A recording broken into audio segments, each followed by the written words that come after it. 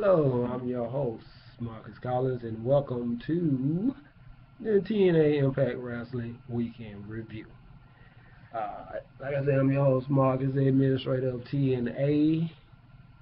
I want to give a shout out to, as always, our chairman, Aaron J. Howard, co-chairman, which is Ernestine Long Collins, my wife, also the daughter of former general manager SmackDown, Ted Long. Yes, they are related, so you can kind of look at me and my wife in PWC as the PWC's version of the authority.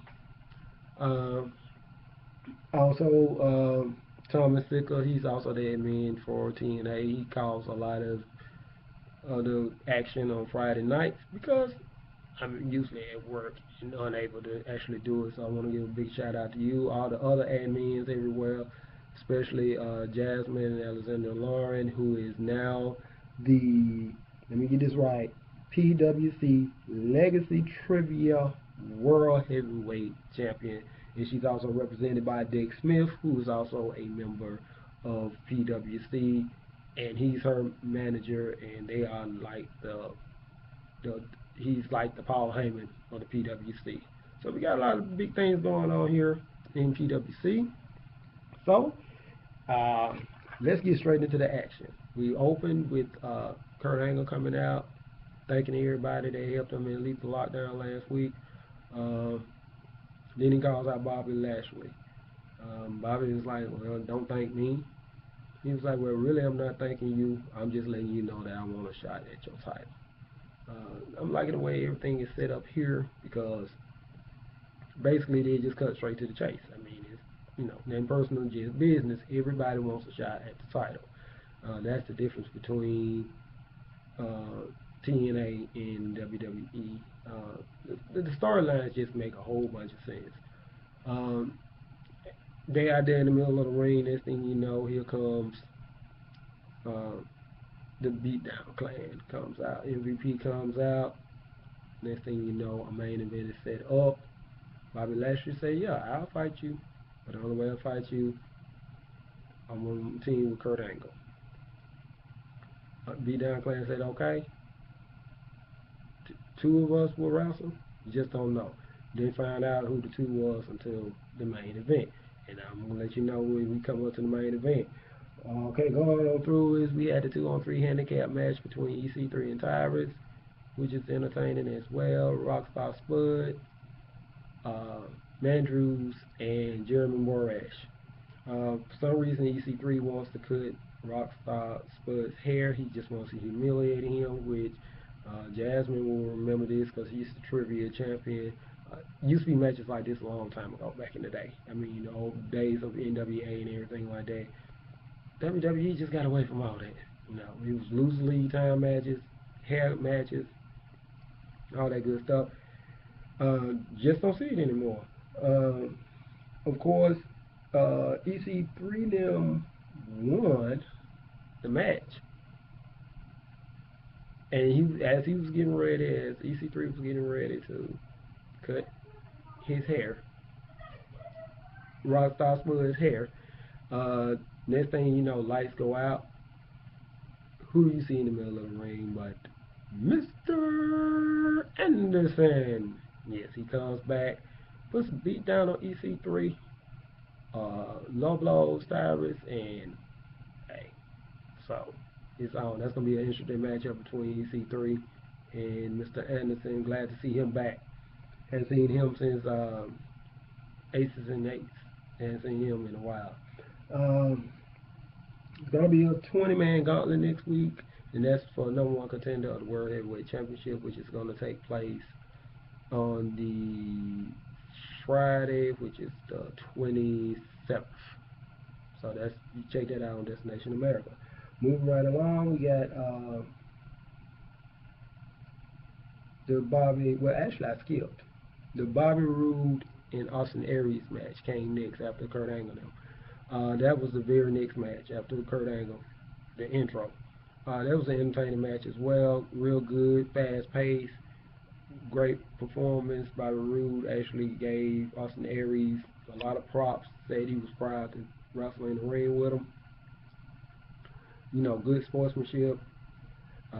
Next thing you know, from behind comes Eric Young, knocks him out, picks him up, and pile drives him in the middle of the ring. That's one thing I haven't seen in WWE anymore either. Uh, you don't see a tombstone anymore. You don't see any pile drivers anymore. But he laid him out. As the referees is carrying him out, next thing you know, Eric Young knocks the referees down, security down, and pile drives him on the stage. So we're going to keep you informed as to what's going on with that as well. That's a really, really nice grudge right there. Bobby Roode can't even concentrate on getting the title back for dealing with Eric Young. So the E Factor got his hands full.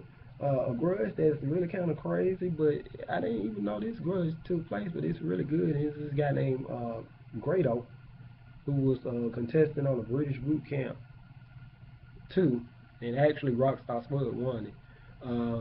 He's got a grudge against Al Snow. Al Snow said he doesn't think he's worthy of being in wrestling, period. There's a grudge going on. Al Snow went out there to the man's mom. The mom slapped him. Grado's mom slapped him. He went to try to grab on the mom, then Grado comes out there and pushes him down. Al Snow challenges him to a match, which is next week. And so he said he's going to prove once and for all he doesn't deserve to be there. So we're going to have to keep that locked and see how that turns out as well. The next thing is the Beatdown Clan attacks Gunner backstage, take him out. So the Beatdown Clan is running rampant, doing whatever they want to do. I kind of like that because it looks like a strong faction in TNA. So they're using all their wrestlers. They doing everything they need to do to be in the right position, like I said last week, to actually compete with WWE. And they keep on this road, then they're gonna be a powerhouse. Trust me. After that, we see the TNA knockouts. Madison Rain comes out. She's talking, and all of a sudden we keep hearing music about to hit. She's talking. Music about to hit. Next thing you know, guess who the music hits? Awesome Kong. Well, what can you say about Awesome Kong except for the fact that if she was over in the WWE, no diva would stand a chance because she's been running through every knockout in TNA. She did something that looks like a pedigree, picked her up, middle of the F, pow, slammed her. 1, 2, 3. I mean, that match probably lasted about a good 2, 3 minutes. I mean, Awesome Kong. Also remember pay-per-views coming up one night only. Check your local listings for that. Plus, PWC is going to be letting you know with all the links and everything like that, so you can watch that that's TNA's pay-per-view that's coming up one night only. So we're going to let you know exactly when that's coming up. So check us out on Facebook, of course. That's Pro Wrestling Chat, PWC. Jeff Hardy condition update. We were trying to find out. Matt Hardy came out there. He was talking about Jeff just as he was getting ready to let us know how Jeff was doing. Revolution comes out. James Storm come out, tells Matt if you don't join, you're gonna be in the hospital bed next to your brother. They commenced to put the beat down on him, and out of the blue, here comes the Wolves to come out and say today. And so that's probably going to end up being the Wolves and Matt Hardy against 3 of the members of Revolution next week. So keep your eye out for that. That's a nice little grudge. I'm liking they got a lot of good individual wrestlers, but they got a lot of nice factions too, which we've gotten away from the factions in the WWE right now. It's really not a faction. I mean, because you can't really count Seth Rollins and J&J Security. Okay. Moving right along. The Beatdown Clan take out Austin Aries. Tell him he's not cashing nothing in. And so they, like I said before, they just running rampant. They just doing whatever they want to. But I'm that's what I like about it. It's just not really predictable. It's predictable, but it's not predictable. Okay, so before I get to the main event, also remember that WWE's Fastlane pay-per-view is coming up next week. Check your local listings for that. Check out the PWC on Facebook once again, and we'll add a link to that. So everybody, I'm gonna be ready, looking for that to try to see what's going on with that. That's leading, the road leading to WrestleMania.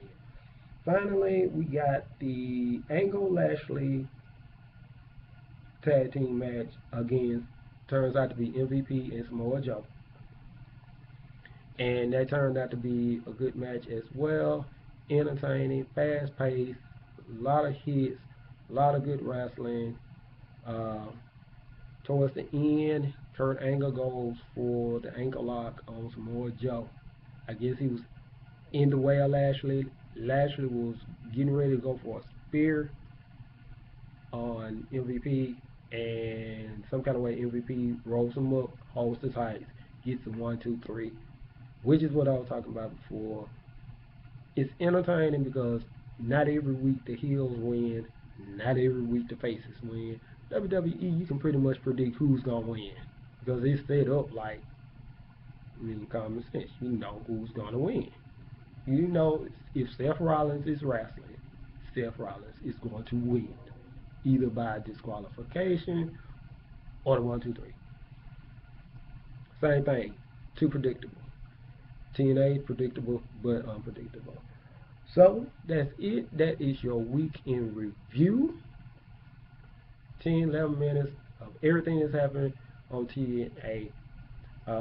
Also, what I'm doing is I'm setting up the PWC channel for my reviews on YouTube.